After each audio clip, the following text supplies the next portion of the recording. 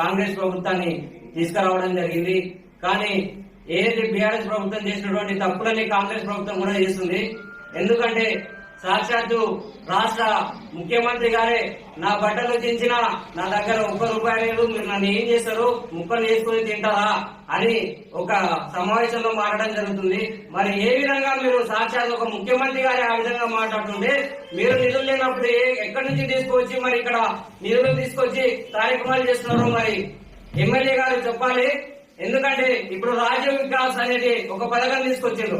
ఆ పథకం ఏ విధంగా ప్రాసెసింగ్ ఉంటుందంటే ఎవరైతే అప్లికేషన్ దారులు ఉన్నారో వారి నుంచి ఆ అప్లికేషన్స్ బ్యాంక్ లకు వెళ్తుంది. ఆ బ్యాంక్ లో ఉన్నటువంటి అధికారులు ఎవరైతే ఉన్నారో వారు సివిల్ స్కోర్ ని చూసి లబ్ధిదారులను సెలక్షన్ చేయాలి. కానీ ఇక్కడ ఏం జరుగుతున్నాయా అంటే వీడు నా మనవడు, వీడు నా అల్లుడు, వీడు నా బొమ్మడు అని ఇష్టం వచ్చినట్లు ఎవరిని పడితే వాళ్ళను నాకు తెలిసినోడు వానికి రావాలి అని చెప్పి ఇష్టం వచ్చినట్లు రాజ్య వికాసంలో పేరు చేర్చడం జరుగుతుంది.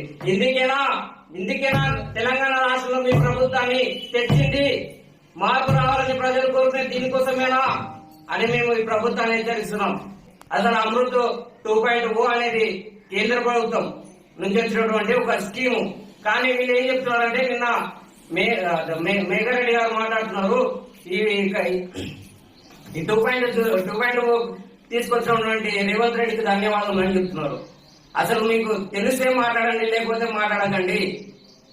కేంద్ర ప్రభుత్వ నిధులతో ఇచ్చి అమృత్ 2.0 అని మొత్తము 21 కోట్లతోటి ఆ స్కీమ్ రావడం జరిగింది. కష్టమని చెప్పి నిజాలు చెప్పండి తప్ప ఎవరో తెచ్చినా దాన్ని అత్త సొమ్ము అల్లుడు తింటున్నట్లు ఎవరో తెస్తే మేము తెచ్చినామని చెప్పుకోవడం బంద్ చేయండి.